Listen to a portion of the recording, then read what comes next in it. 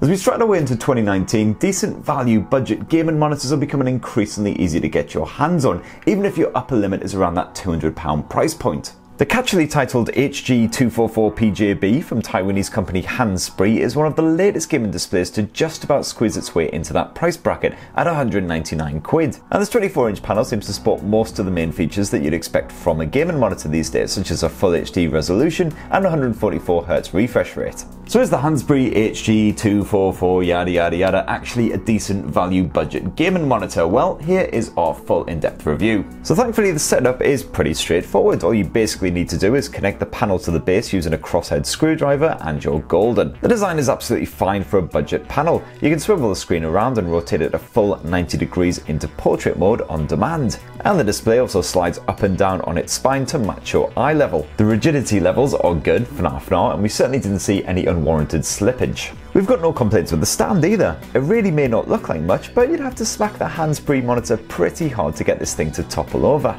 As for ports, it's pretty standard fare. You get a pair of HDMIs and a DisplayPort connection as well, so any basic setup is nicely covered. You don't get any USB action or anything posh like that, but at 200 quid you certainly can't wish for the moon on a stick. When I first booted up the Hannspree gaming monitor, I immediately noticed that the colour balance and saturation levels were well off. Thankfully, fiddling around in the settings definitely helped, as you have full control over the gamma, saturation levels and everything else that you'd expect. You also get a blue light filter mode to make things warmer and an active contrast option which seems to help out with the saturation levels too. However, I would definitely recommend performing a proper calibration using a colorimeter if you have one, to get that output much more pleasing to the old eyeballs. With that done, I found that the Hannspree's visuals were much more palatable. You can see right here what a difference it made. Impressively, the HG244PJB manages to cover the full sRGB gamut for accurate colour output. You also get 78% coverage of the Adobe RGB gamut, and while Hannspree advertised the display as maxing out at 250 nits of brightness, in our tests it reached around 271. Not exactly eye-searing, sure, but it proved absolutely fine in a brightly lit environment.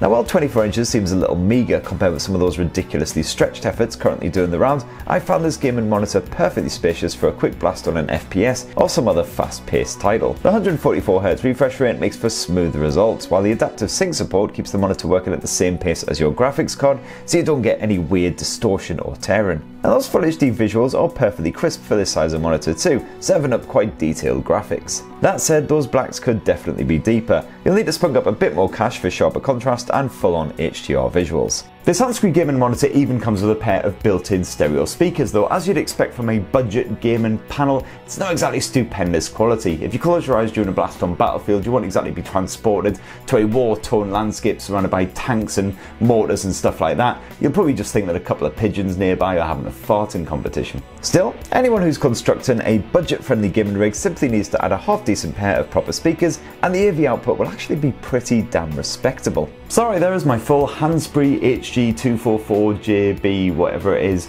gaming monitor review. As you see, pretty good value for that sub £200 asking price, though you'll definitely want to get some calibration on the go to get the most out of it. So what do you reckon? Definitely leave a comment down below if you've got any recommendations of your own for budget gaming monitors. It'd be great to hear your thoughts there as well. And don't forget to poke, subscribe and ding that notifications bell for more on the latest and greatest tech. Cheers everyone, love you!